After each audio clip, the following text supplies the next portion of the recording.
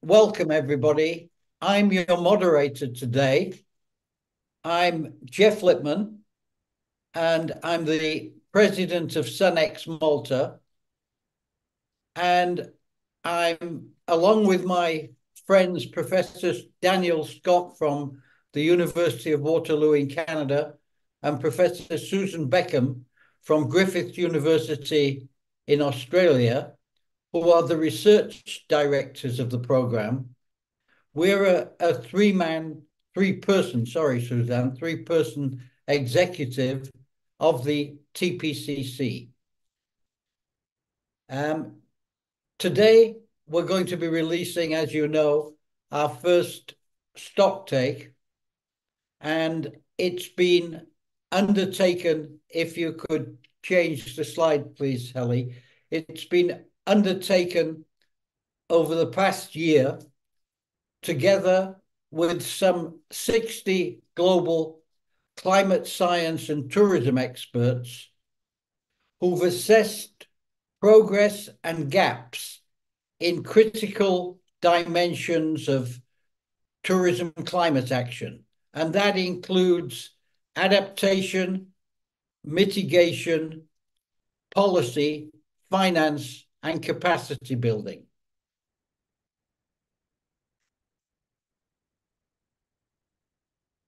Daniel and Suzanne will first discuss the main broad findings. You can see on the left of the screen here the agenda, and Daniel and Suzanne will discuss why we need to go further and faster in our climate response actions. And they're going to be followed by interventions from 4 Tpcc members in key areas of tourism and climate intersect. Professor Paul Peters from the Netherlands will cover transport. Assistant Professor Yayen Sun from Australia will talk about the economics.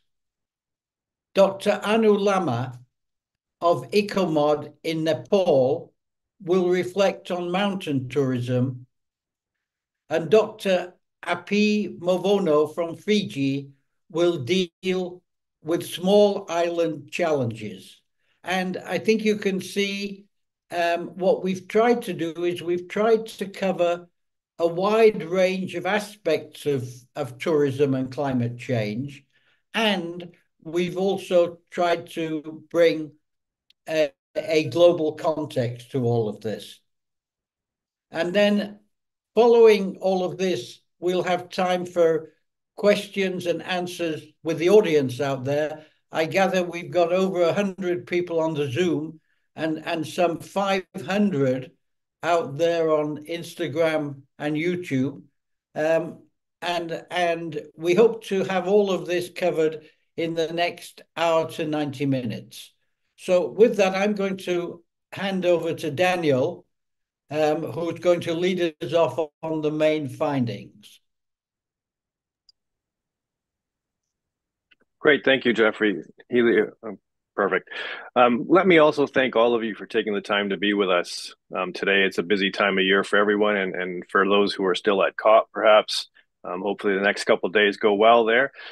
We want to begin by situating our tourism stocktake within the broader UN stocktake process, which was a new 5-year cyclical process to review the state of climate action with the aim to strengthen responses around the world to achieve our Paris Climate Agreement goals. The countries that are the signatories to the UN Framework Convention on Climate Change agreed to provide their national stocktakes in 2023 and then every 5 years after that. And many of you will have seen a summary of those first country submissions came out in late September, early October, and they indicated the emission pathways were not on track, current adaptation was not up to the task of emerging climate hazards, and much greater climate finance was urgently required. And although sectors are not parties to the UN Framework Convention on Climate Change, nonetheless, both the IPCC and the UN Framework Convention on Climate Change were very supportive of sectoral stocktakes. In fact, when Jeffrey mentioned what we were up to the new chair of the IPCC, he was very enthusiastic of what we were doing and wished that every sector was doing something similar. To our knowledge, there is only one other sector-based stock take. It was supported by the Bezos Earth Fund. It looked at 8 different sectors. It had 42 different metrics that they evaluated, and what they found was only one was on track, for its 2030 targets. So because tourism is highly influenced by both what countries are doing, what other sectors are doing in terms of their climate action, the insufficient progress that we see in those stock takes foreshadows our findings a little bit. So while at times you may see our findings are a bit sobering, it's important to emphasize that tourism is not an outlier in this respect. For as the UN stock take has shown, it's the world that needs a course correction to move further and faster to avoid dangerous climate change. So our stock take is based on the best available science. It's focused on these 6 themes that Healy's put up that are shown here. Each of these is essentially a sector or a section in the report. We have 24 key findings, 41 metrics that examine each of these themes in different ways. And we don't have time this morning, this evening, wherever you are, to go through all of them. So instead, what Suzanne and I are going to do is we'll discuss a couple of the key findings from each of the themes. In each case, we'll provide illustrative metrics, as well as a couple of examples of innovation or progress, the type that we need to see scaled to pursue our climate action goals. There's a much more detail in the report, and we hope that you'll all take the time to have a fuller read when your time allows. And with that, I'm going to turn it over to Suzanne to start us off with the emissions and mitigation. Great, thank you. And warm welcome from me also. Thanks for joining this low carbon, almost zero carbon stock take launch. It's great to have you all online. Now, we looked at tourism emissions and also progress on mitigation. And I will also share a sort of umbrella finding on the mitigation gap and the costs that that gap imposes on the world. So on the next slide, we just pulled out 3 of the main findings to illustrate what we found in the emission space. So the first one, finding 2 in the report, is about global emissions. Tourism makes up about 10% directly and indirectly.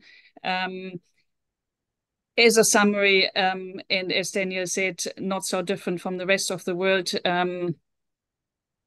tourism is not on track to achieve the reduction pathways that are required, either for the Paris Agreement or for the sector-led initiative of the Glasgow Declaration on Climate Action. Here we would have to reduce emissions by about 50% by 2030, ideally relative to 2019. When we look at tourism transport in particular, and we hear a little bit more from Professor Paul Peters soon, we found that transportation emissions, so this is direct transport of tourists traveling, have increased significantly since 1995 to 2019, which is the base year that we are using for the stock take, because we don't want to capture COVID-19 related trends. So 2019 is pretty much the year of the stock take. So those emissions have increased by 65%. A key driver of that is that people travel further distance on average, and the share of aviation as a transport mode of arrival has increased. Now, air travel now makes up 75% of direct tourist transport emissions, which is why it's just so important in addressing aviation emissions. We also review the technologies and mitigation options available for aviation, and we conclude that with what's available in the moment and the scale of aviation, let alone growth expectations, it will not be possible to fully mitigate aviation's climate impact. There are some pathways around sustainable aviation fuels, which we recognize, but we also draw attention to some of the limitations and sustainability issues that may arise. Zero emission technologies like electric and hydrogen flights will likely become more important after 2040. Rail travel already in some countries is starting to replace short-haul aviation, and this bears quite some potential. In particular in Europe, of course, there's rail infrastructure where this is happening, but also China, India, Middle East, and North Africa. So we find that already rail is the lowest emission form of transport, simply because it's a form of mass transit. And the more we electrify rail, and this electricity, of course, is based on renewable energy, the more we enable the low carbon transition for tourist transport. Next slide. We also want to highlight tourist accommodation because it's such a central part of the tourism sector more widely. We do focus on hotels because this is where data availability is still the best. Generally, data is very difficult to obtain globally. The timeline that we had here is only 3 years, 2017, 18, and 19. In that time, we do see a slight improvement in carbon intensity or greenhouse gas emission intensity. However, when we dig a little bit deeper, we find that the actual energy consumption per room has remained steady. This means that any improvements in carbon footprint are due to the decarbonization of the electricity grid rather than hotels becoming less energy consumptive. Now, in reality, of course, the accommodation sector needs to do both.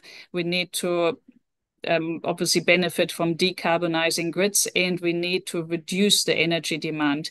In the moment, also because there was significant growth in the sector, effectively the overall emissions stayed the same, which is far short of the reductions of 50% by 2030. We do look at a few mitigation options for hotels. Just sorry, back again briefly.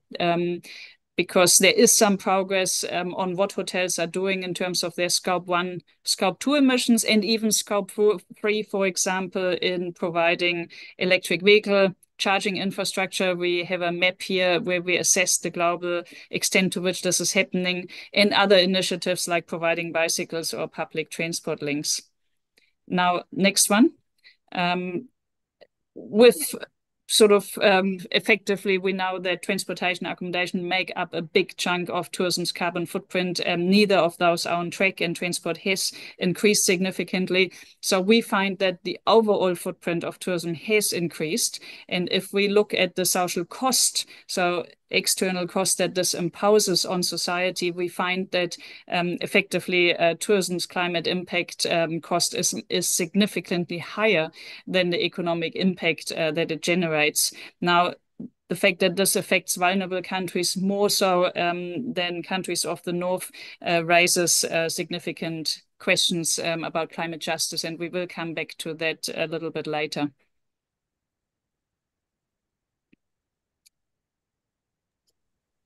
Thanks, Suzanne. This year, all of us have seen media stories like this and pictures like this from around the world. This one's actually from a beach just outside a hotel near my sister's house in British Columbia, near Vancouver. But scenes like this played themselves out in Greece, in Spain, California, probably Australia in the not too distant future again. So it's something we've gotten used to. Next slide, Healy, please.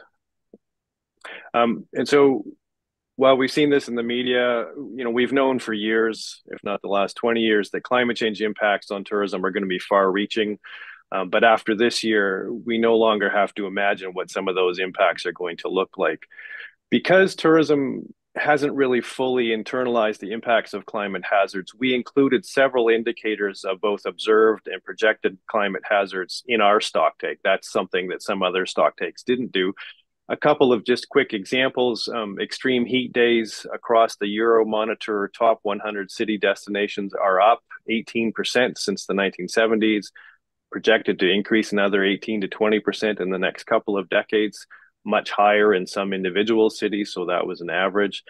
Climate change has already cost the US ski industry over $5 billion since 2020. We looked at 9 international ski markets, and their ski seasons are projected to decline anywhere from sort of 15 to 25% by mid-century.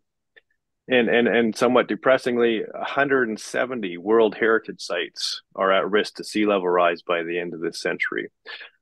There's a lot of other indicators in the report as well. One of the other things that we completed for this analysis was the first multi-hazard analysis at the subnational scale. So the map that you've got in your upper right shows those results, combining 19 different climate hazards. And what they clearly show as well is that high exposure often coincides where tourism is a larger part of the economy and where tourism growth is planned as a development strategy. So it's important to note climate change is going to pose a headwind to future tourism development, at least in some of these locations. It's also clear that our knowledge of climate change impacts is both incomplete, but also underestimated. What we found is that no destination at any scale has completed a comprehensive climate change risk analysis. So the graphic on the right shows a number of different kind of climate hazards. Usually at any destination, we might have one of these looked at, in some cases none, maybe a couple, but we never have all of these and how they interact and how they might be compounding over time. Thank you. As the IPCC and the country stock take that have both concluded, we know far too little about the state of climate change adaptation in the tourism sector as well. A UNWTO survey found that only 4% of tourism organizations that they surveyed assess or monitor their climate adaptation strategies. We found that less than half of the national adaptation plans consider tourism, including some countries where tourism is a huge part of the economy, where they're highly vulnerable, according to that map on the last slide as well. This is to our detriment because it's clear that all destinations are going to have to adapt in some way. We need to know what works, what doesn't, and why if we're going to be able to optimize the massive future investment that is needed in adaptation. And with the high return on investment in adaptation, which in some sectors have found it to be 12 to 1, we have to view addressing these adaptation knowledge gaps as more of an investment, not a cost of doing business. And finally, with accelerating climate change impacts, with limits to adaptation that we've shown in the stock take, we know that some forms of tourism and some tourism livelihoods, unfortunately, are going to be lost. And it's important to emphasize that a just transition has to consider both adaptation and mitigation responses. And Dr. Wavona and Lama, they're both going to share some of their perspectives, both from a small island perspective and a mountain destination perspective on this topic in a couple of minutes. Back to you, Suzanne. Right, so we need to address mitigation and adaptation together, but the key enabler to achieving this are climate policy and climate finance. So we looked at those separately, and we will share a few key findings now, just starting with policy first. And you can see on the left-hand side, the Maldives, for example, where there is actually good integration between the tourism policy and the national climate change policy. But overall, we find that in most countries, the nationally determined contributions, so the national climate change frameworks, really consider tourism. In fact, only in 18% of NDCs is tourism addressed to a substantial extent, not just mentioning it maybe, but really looking at actions and objectives. So there's a lot of room for tourism ministries to reach out to their national climate focal points to make sure the needs of the tourism sector are met. And likewise, tourism strategies or master plans really need to look at future climate risk, including carbon exposure. As a separate point, of course, and given the significance of aviation emissions that we mentioned earlier, the treatment of aviation, international aviation and shipping, so that concerns cruise ships, separately from national climate policy is a problem. We can see that the existing governance arrangements have not managed to date to really address effectively those international transport emissions. So that's something that needs to be worked on quite rapidly. There's a lot of interest in at the destination level in many countries around the world in sustainable tourism management more generally, but also climate change, both carbon reduction and resilience building. But we do find actually very few examples where this is already translated into tangible action. So on the left, you see an example from Flanders in Europe, where climate change really is addressed with specific targets and pathways. Overall measurement at the destination level at this point is quite limited. Next slide. Climate finance is absolute key to the transition, and that could be direct government funding, or it could be international finance, or it could be private sector new financial instruments. But what we found at this point is that many governments around the world continue to invest into high carbon tourism infrastructure. So we were particularly interested in airport projects, again, because of the significance of aviation. And we found that globally, the investment into current airport expansions is $601 billion. So that's significant, but even more so, the majority of that is funded by governments, 68%, and then there's 30% of public-private sector partnerships. So that comes alongside ongoing fossil fuel subsidies, and that's obviously an issue beyond tourism, and one of the core topics, of course, that needs to be resolved at the current COP 28 in Dubai, where fossil fuel consumption and production really in the first place really needs to phase out. So these subsidies hinder the low carbon transition, and the money that's spent on that should be unlocked to truly support a green transition. Now, there's interesting climate finance approaches coming up. We just show the example here of the Seychelles, where there's it builds on the idea of nature for debt swaps here, in particular focused on climate adaptation. And we looked at global tourism projects. So just one back. Global tourism projects that have been funded for foreign assistance between 2000 and 2022. A very large number, over 7 billion. Most of those are large infrastructure projects, so corridors, roads, ports, airports, and so on.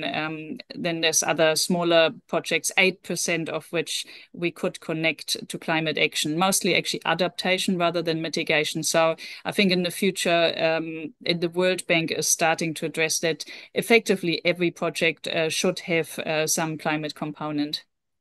Next slide, please. Back to you, Daniel. Great, thanks, Suzanne.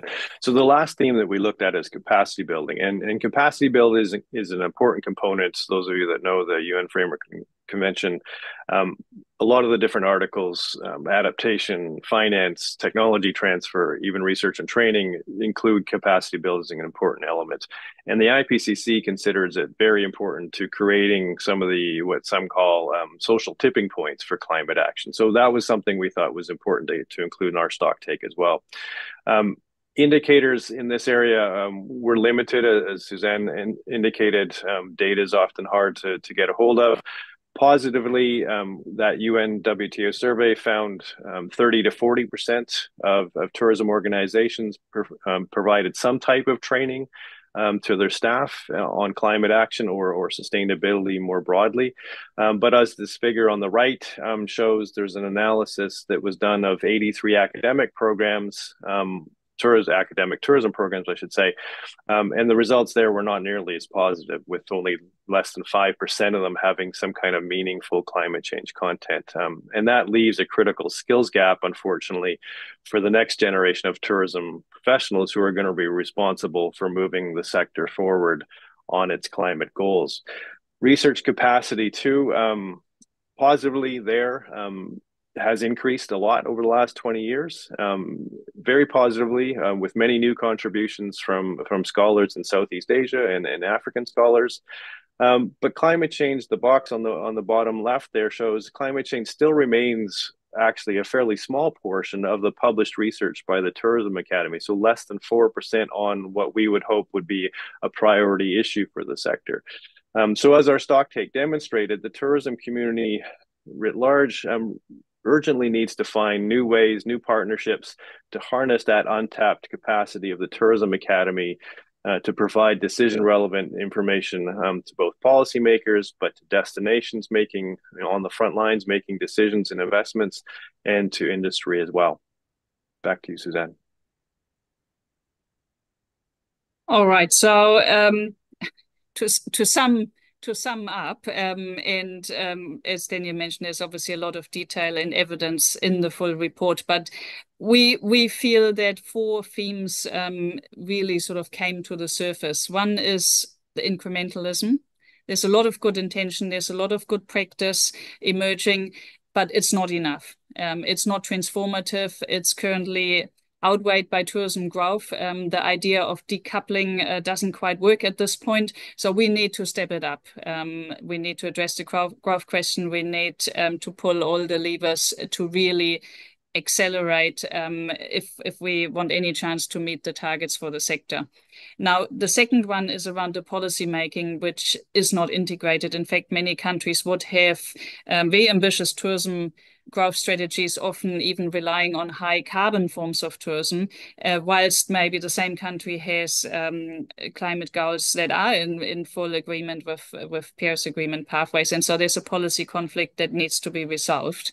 The issues of climate justice or injustice came out in various, actually both in the mitigation, the adaptation, and also the finance sections. And that's something that also in tourism research has not been fully addressed, nor in practice. So this is something where I also call to colleagues that we really need to get the full picture of these complex issues.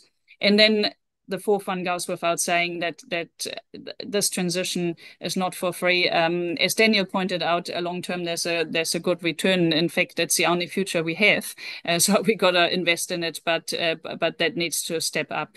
So the graphic, which you can't read, but it is in the executive summary, brings together mitigation, sort of the emission side at the top, the climate hazard side at the bottom, and the extent of climate tourism policy integration in the middle.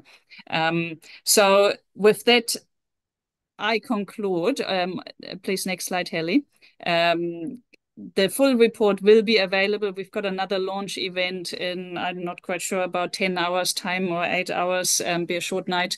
After that, we will put the summary and the report online. And before I sort of pass to our 4 lead experts who shine the light on a particular issue, and then we have about 15 minutes or so for questions and answers moderated by Jeffrey again. I do want to share this quote from Jeffrey Sachs here because he really summarizes quite nicely how tourism is such a special thing, the wonders of the world and cultural diversity, but that with that comes a responsibility. And I leave you to read it for yourself. Let's not be discouraged by the stock take. The purpose of the stock take is, of course, to exactly do that, take stock, create a baseline, so that we can improve. So the message goes mainly to tourism policy makers, but really everyone involved in tourism, including academics, that we roll up our sleeves and step up climate action. So with that, Helly, we may switch to our lead experts. Tourism transport causes about 75% of tourism's carbon dioxide emissions. As global tourism statistics do not provide transport data, we developed the tourism transport distance model. This model is based on UNWTO and socioeconomic data. And the results show clearly that the division over trips per transport mode differs quite a lot from that over distances and emissions. For instance, aviation takes 25% of all trips, but it causes 74% of all emissions. From the graph to the right, you can see that particularly international air travel caused the growth of emissions. Of all emissions to the destinations, 95% are caused by tourism to developed countries. That's the green part of the graph. Only 2.9% is caused by tourism to small island developing states. And mind that most of these SIDS are not least developed states. For the least developed states, the share is only 2.4%. Some of the LDCs and SIDs depend highly on tourism, so therefore mitigation strategies potentially can cause climate justice issues.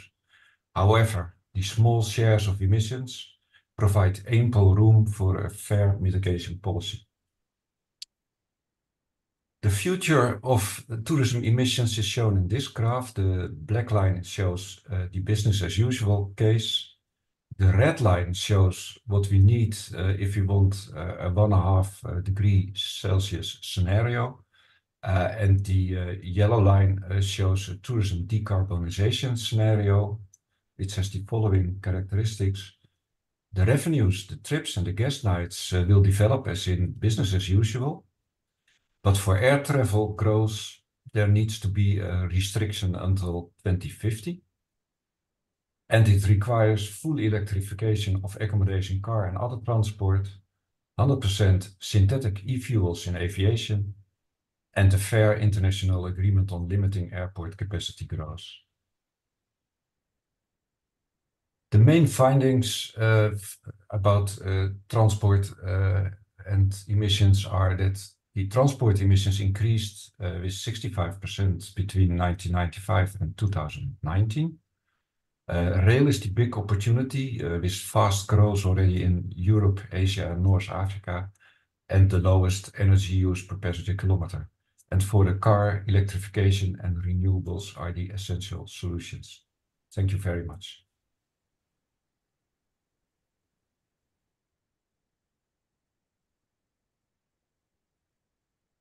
Next, I would like to give you some information about global tourism carbon emissions. Before the COVID-19 pandemic, the world sees about 1 billion international visits, along with a much larger scale of domestic travel. If we put everything together and count the emissions of transport, accommodation, food, recreational activities, and shopping together, this makes tourism a major contributor to the global greenhouse gas emissions. Currently, the sectors produce around 4.1 gigatons to 5.4 gigatons of emissions at a given year, and this constitutes around 8 to 11% of global greenhouse gas emissions. Most emissions are produced by tourists coming from high-income countries at the destinations of high-income status. Tourism is also carbon intensive, so if we want to earn $1 spending from the sectors, we will produce 1.0 kilograms of carbon emissions. This ratio is about 20% higher than the manufacturing sectors and 30% higher than the construction sectors. We also observe that tourism carbon emissions has continued to grow in the past decade, and the expansion rate is around 2.5 to 3.3% per year. And this is in a direct opposite to the 7% emissions reductions that's required to reach net zero emissions by 2050. So far we are seeing the global pattern, but even at the individual countries, similar trend was observed. So far, no country was able to decrease their tourism carbon emissions while growing their visitor numbers or receipts. So what are the fundamental issues that we observe here? We think that the technology improvement rate of the sectors is simply too slow to keep up with the tourism demand. Currently, across all tourism sectors, technology or efficiency improves at 2% per year. So if right now the tourists increase by more than 2%, this means the business will need additional energy to produce the additional goods and services. As a result, the carbon emissions increase. So overall, we feel that the slow technology uptake of the sectors and the unsustainable rapid growth of tourism are the two fundamental causes of this problem. Thank you.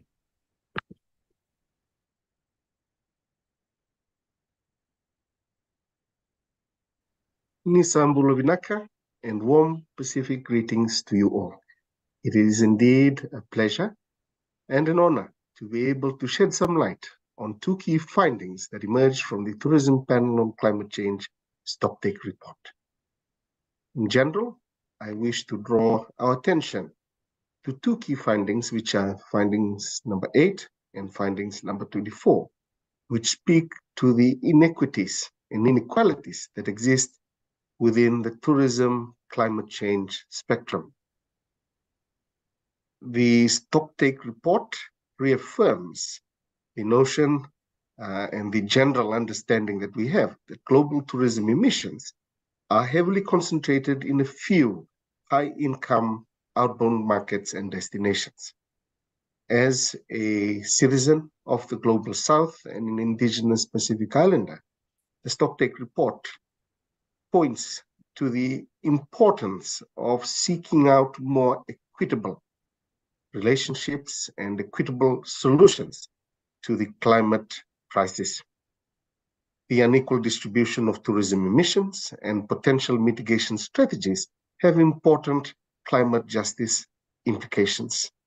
While the tourism and climate justice space is relatively new and unexplored, there are significant discussions and conversations that need to be held to strengthen relationships and improve equality within the tourism emission and mitigation strategy space.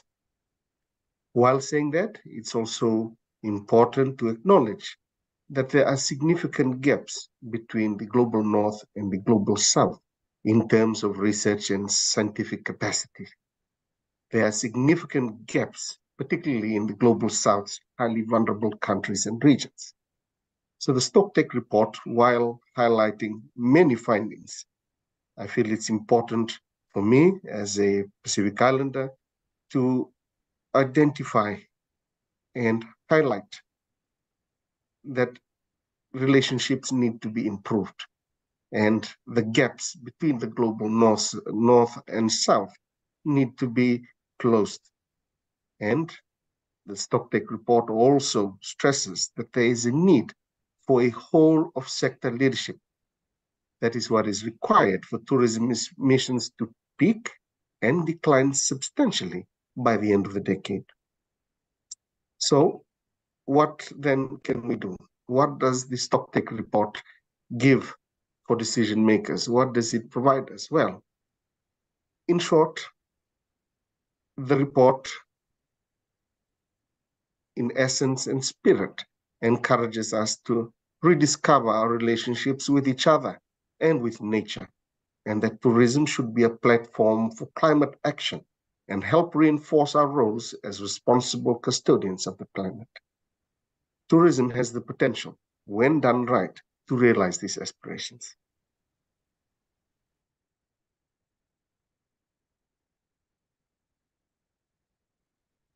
Good afternoon or good evening, dear participants. This is Anu Kumari Lama, working as tourism specialist at the International Center for Integrated Mountain Development. This talk highlights some of the key findings and the insights related to climate risk interactions in mountain destinations, particularly looking from the Hindu Kush Himalayan region's perspective. The Hindu Kush Himalayan region is one of the world's largest, the richest, but also the most fragile mountain ecosystems of the world. It is the global tourism hotspots, having some of the most iconic mountain destinations that attracts millions of tourists in the region. Tourism has a very special place in our region as it contributes to sustainable mountain development, particularly looking from the perspective of reducing poverty, bringing wider economic growth, and also generating investments. However, the mountain destinations are also facing multiple climate change impacts and complex interactions. In particular, the tourism development pathways, coupled with climate change impacts, are resulting cascading tourism and climate risks in the Hindu Kush Himalaya region. And this is increasing the vulnerability of the people, the tourism industry, the economy, as well as the region. And therefore, we need strong policy actions and investments to build the resilience of the people, the economy, and tourism in the region. And some of the regional and national policies like Moving Mountain 2030 Strategy, Nepal's National Adaptation Plan, and Bhutan's Tourism Levi Act are important provisions in promoting climate actions in the region. We need to really focus one important fact that given the current crisis in generating enough investment in low-income countries, tourism serves as an important catalytic agent to leverage required investment, particularly those investments going to clean energy, water security, capacity building, technology transfer, etc., are important in this regard. So what we can say that, the key message going out from this exercise is that we need to promote integrated approach, addressing the risks generated from multiple climate and tourism risks. But this needs to be supported through a strong policy actions that attracts investment for climate resilient tourism development in the Hindu Kush Himalaya region. Thank you.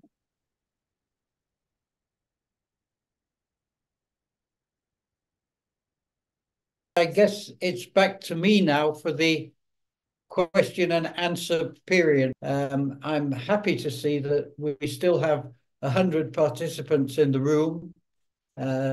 Nice to see some of our experts here, lots of old friends, and even some of my students. So it's a very good audience that we have here. So over to you guys for questions and answers.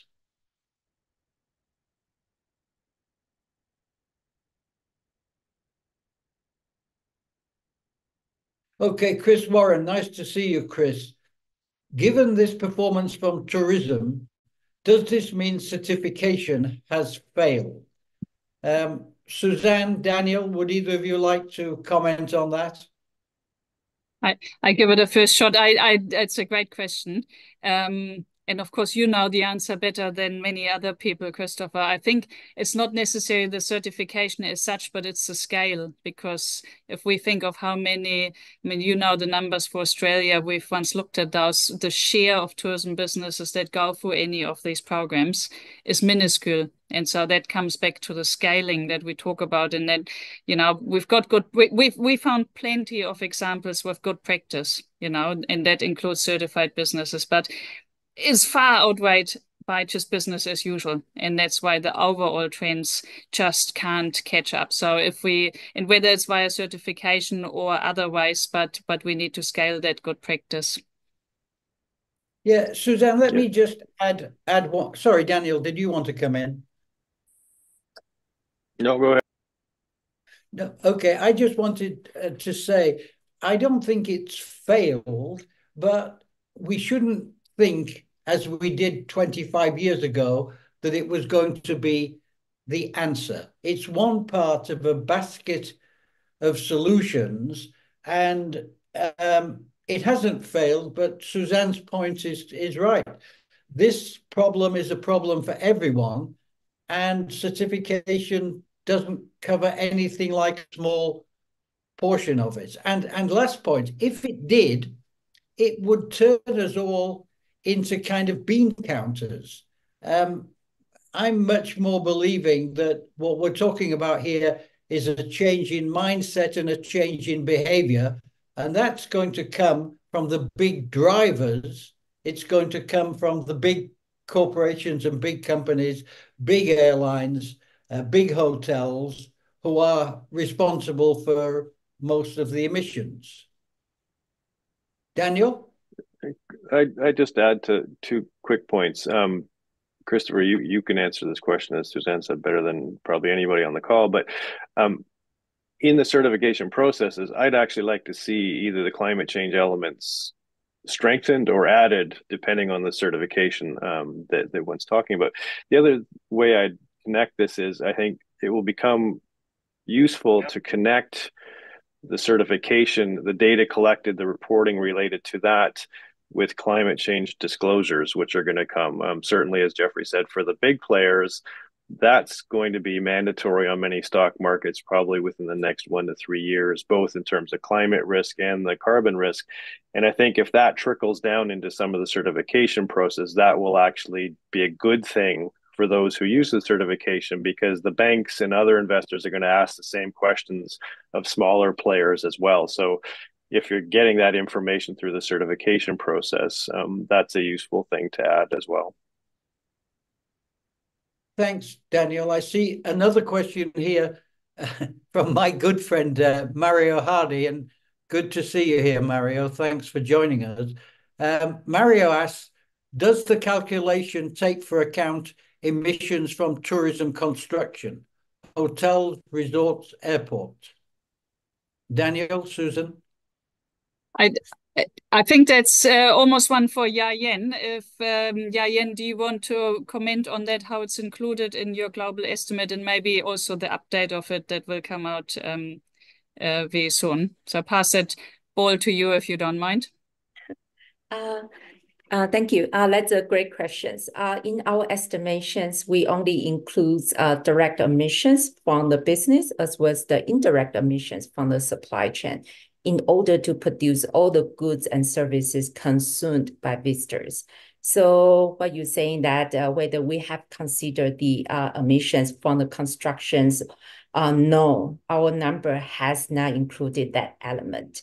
But I think that's a legitimate element to be included. And if that's been part of the calculations, the number would be much bigger than 10%. So I think that's an area that's currently under research, but should be included in the global assessment. And right now we are doing an update about the global tourism carbon emissions to 2019.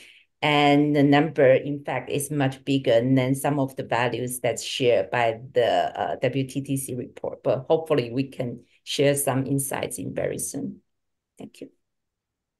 Yeah, let me just respond also by saying this stock take is part of a 3-year process. Year one, we established the TPCC. It didn't exist before. Year two, we've done the stock take. Year three, we're going to do a science assessment, and I'm pretty sure that the points that Mario has made, and B, Yayen's point is going to be fully taken into account. Daniel, do you want to comment on that? No, I think Yayen set out quite well what her input-output models currently include, but also that is a great question, and to get our heads around both the legacy of construction, but new construction going forward to meet the growth in tourism is something we should look forward to, and developing methods to take a look at that.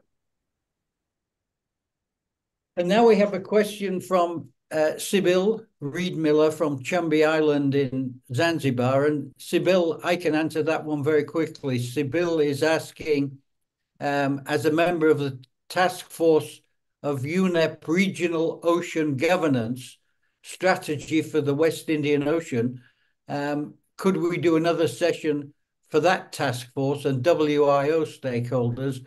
And the answer is we'd be happy to do a session for everybody. This is information for the whole sector and beyond the sector to those people who we interact with. So Daniel, Suzanne, and I are happy to do this anytime.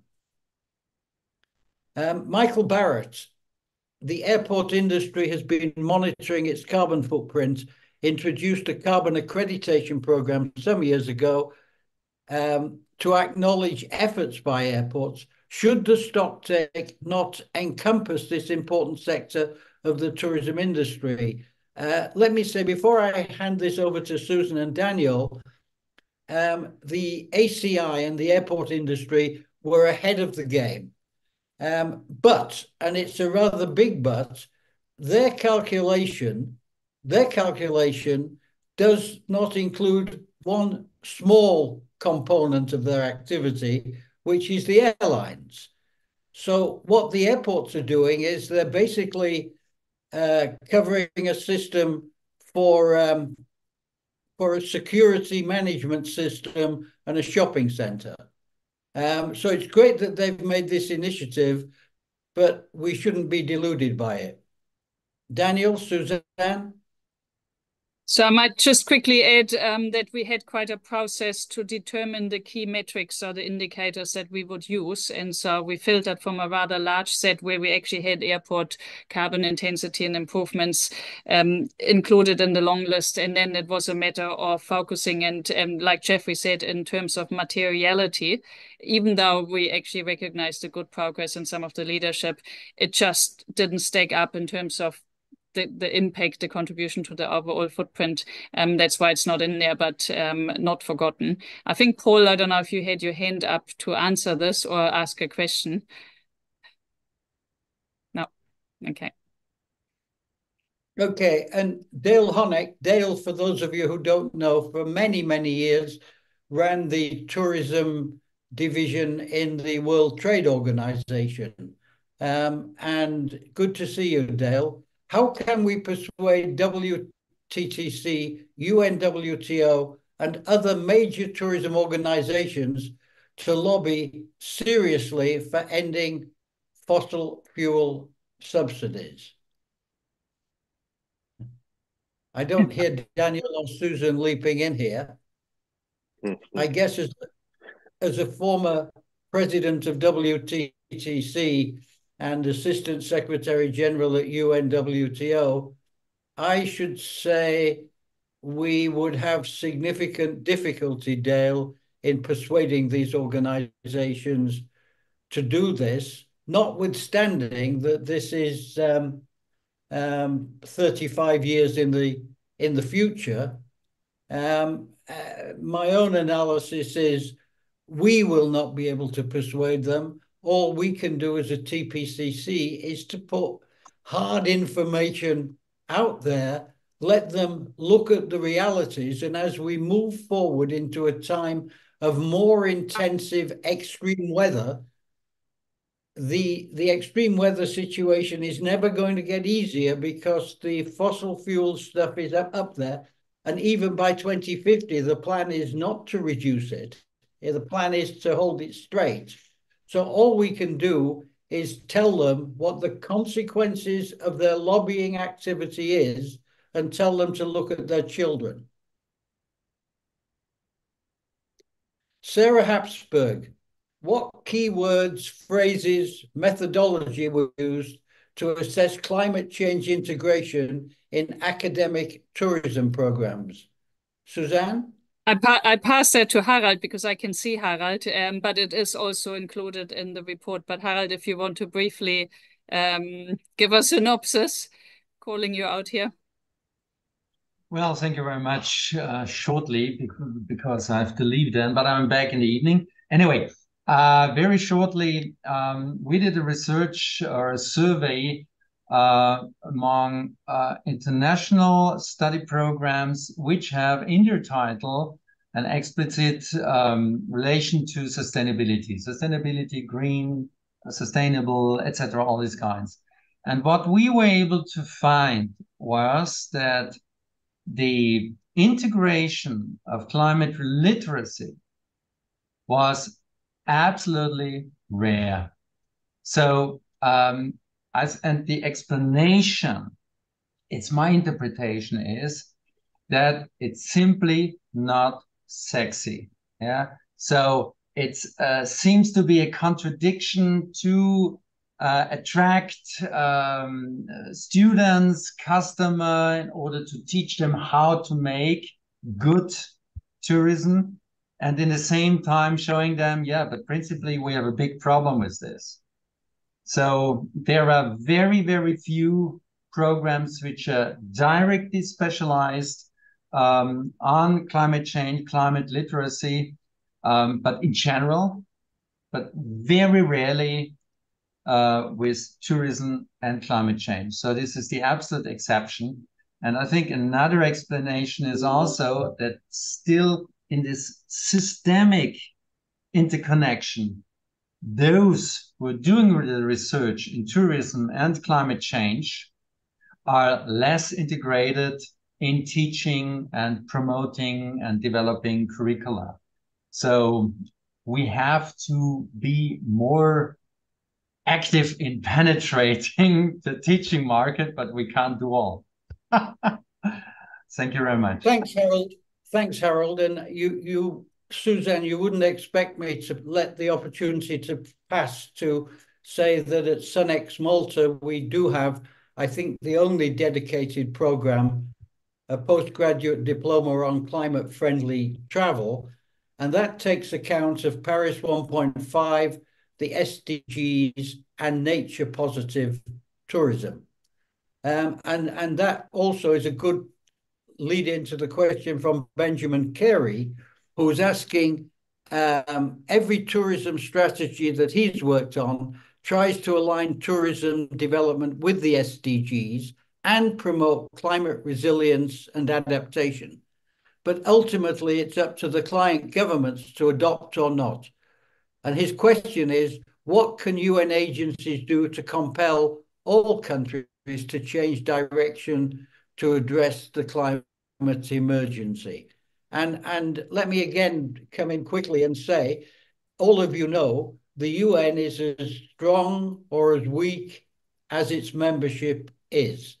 UN is based on ultimately the sovereign rights of governments to participate. It has limits to its capabilities. It cannot readily compel people to make changes.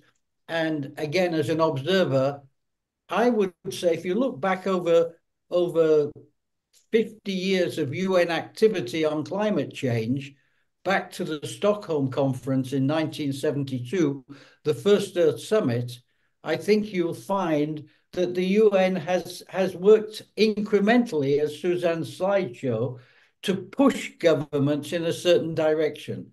I think it's hard to imagine the UN doing more than pushing on the one hand. And as the situation from the real world gets more challenging, we can only hope that governments will see the light. But Ben, I don't think anybody is going to be expecting the UN to have any powers to compel people to change that direction any more than they can do it on the wars that are waging in Ukraine and in the Middle East. We're almost coming to the end. Sorry, somebody wanted to say something. It's me, Jeffrey. Daniel, I just two quick points on I guess positive ways forward on that question. One, I think if we can get tourism policy aligned to climate policy in countries, and get tourism in the NDCs of countries, that will move things forward at a country level. I think at the international level, finance is the key, and I think the World Bank, regional development banks, have a real important role both to play in terms of developing new tourism strategies. We've seen some good progress in the Inter-American Development Bank in some of the tourism strategies in the Caribbean, but then following that up with any official development assistance has to meet some of those same criteria as well. So not just developing the plans, but the money that goes to support them afterwards, I think is a key way to move some of that forward. Thanks, Daniel. Look, I'm seeing in the questions that I can't even read them, but there are 7 new messages. Can I make the following proposal? We'll continue this till we've covered all the questions that are currently listed. And after that, we're actually out of time now. Suzanne keeps electronically kicking me to remind me that we're a 60-minute session. My legs are bruised, by the way, with Suzanne's electronic kicking during the course of the last year, but I'm surviving. So Sibyl has another question on plastic pollution. Sibyl is asking that the UNWTO's Global Tourism Plastic Initiative is under-ambitious, too much targeting the corporate sector rather than the SMEs. Daniel, Suzanne, would you like to say something about what we found out about plastics in the stock take? So it's obviously a huge issue, also one related to biodiversity, which we do address, and also the need for climate action to work much more hand in hand with biodiversity and ecosystem restoration. So in that sense, plastic is hugely important. It's also obviously related to fossil fuels. So we need to reduce plastic as well. We did not cover it in the stock take simply because there's hardly any data. It would be very difficult to attribute.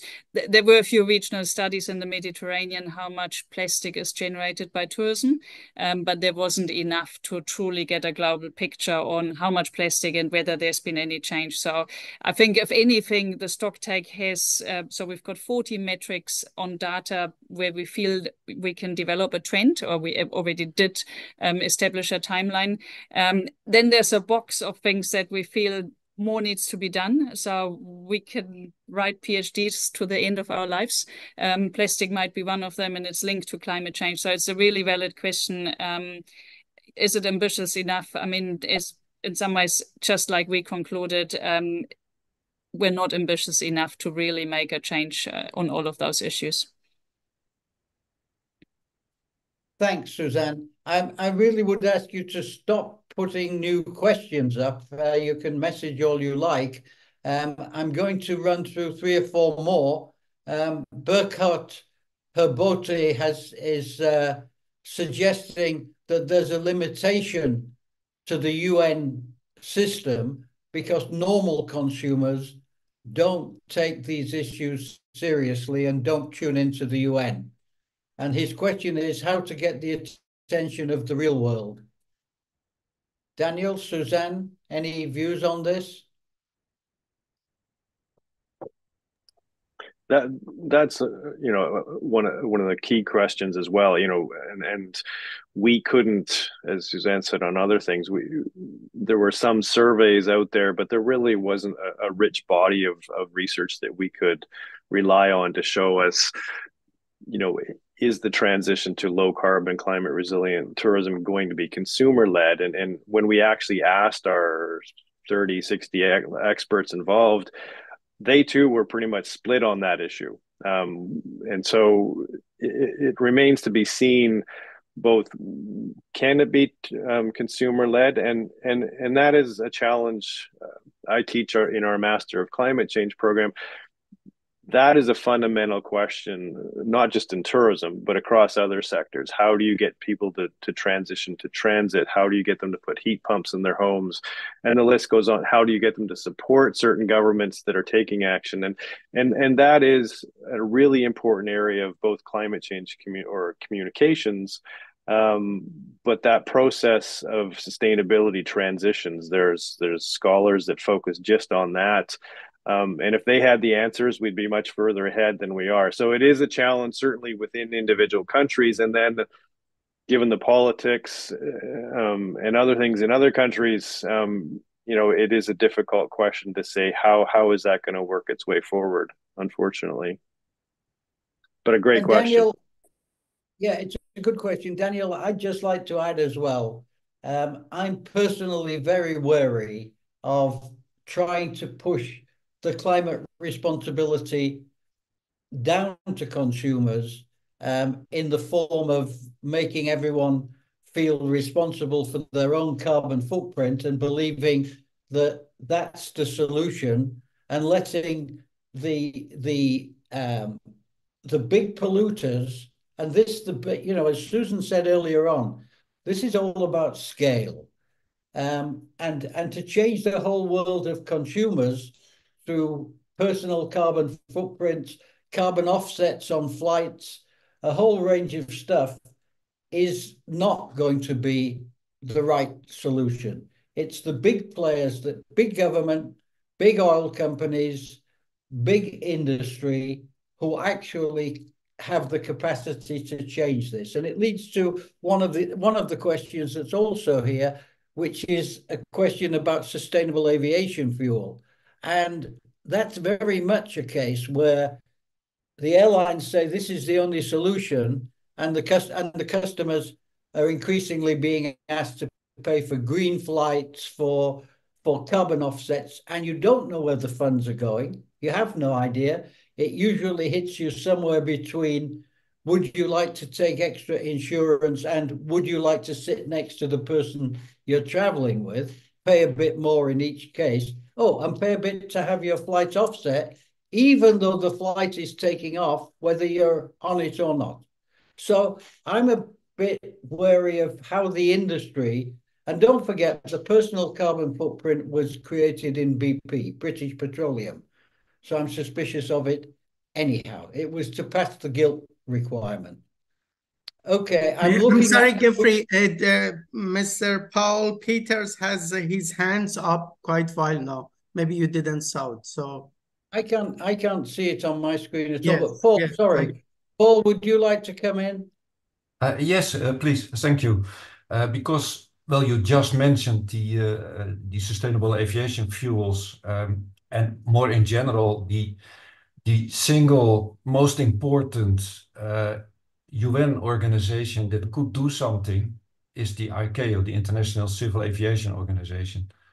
But so far they have just released their plans at the COP, and they are not going to make the difference. And the big issue is sustainable aviation fuels. That's the only solution to reduce aviation emissions without simply reducing aviation, because there is no other technology. But the problem there is we don't have the renewable energy and the resources to create the amounts of SAF in 2050 to cover a sector, an aviation sector that has grown by a factor 2 or 3 compared to the current situation. So aviation cannot grow in such a scenario if it wants to go to zero. And the ICAO is the only organization that could organize in an orderly and in a fair way, looking also at issues of climate justice, as they did with the CORSIA program, by the way. So they have the whole system for that. They have it installed, but they have to do it. And when is ICAO going to do something if enough national governments demand from them to do things? Because it's an organization that's composed of representatives of national governments. So at least the Western countries should demand from ICAO, you must install something to curb the growth of aviation, to make sustainable aviation fuels to be 100% of the fuel mix in 2050, within the constraints of renewables and resources. And I think that's some message also to even to tourism enterprises. Demand from your government that they go to ICAO. I mean, it's the 75% of the problem is with aviation. So that's maybe something to add to this. Yeah, no, Paul, your summary is as ever brilliant, but I just would like to add a dimension. The thing when you get to my age is that you've actually been there when a lot of this stuff has started. And you're right to identify ICAO, but ICAO does not operate independently. ICAO is hugely influenced by IATA. I was involved in setting up that influencing system. It's a very legitimate lobbying process, and IATA consists of all the airlines, and IATA has also created something called the Air Transport Action Group, and that encompasses aircraft manufacturers, fossil fuel providers, even ICAO is present in those meetings, and all of the people establish a common position for going to ICAO. So when you have that kind of lobbying force influencing ICAO, and you mentioned CORSIA, I can tell you the framework for CORSIA was conceived in IATA. And we might differ on whether it's a solution or not, but where we do agree, we need to have sustainable aviation fuel, and particularly for the small countries, least developed countries, and small island developing states who absolutely require this for their tourism And if we don't take action to do something about that, if there is not a sustained initiative around that very issue, they will find that their biggest source of income, tourism, dries up, because it'll be like the COVID vaccine. They'll be the last people to get the SAF. And final point, I'm sorry, but this is a hobby horse of mine. The big fuel companies who've been making billions of dollars since 1980, when they knew about climate change, billions of dollars every day, every week, they say it needs something like 200 new refineries to create enough sustainable aviation fuel. And the question one should ask is, why don't you build them? You've got the money. Why don't you build them? And I don't think we're lobbying strongly enough in that area. I'm sorry, we are going to have to sort of pull this to an end. I can see there are still a lot more questions out there. I think we're going to have to try to respond to the questions, Daniel and Suzanne. Perhaps we can write some sort of a note after this meeting and cover the questions. Or if you are still awake, whoever's asked the question, come to the seminar tonight at 6 o'clock CET, European time, and we'll try and answer them then. So with that, I think it would be a good time. It's now 20 minutes over the time of this seminar. I know we could go on for a lot longer, but it's very late for some people. I want to thank all of you for participating.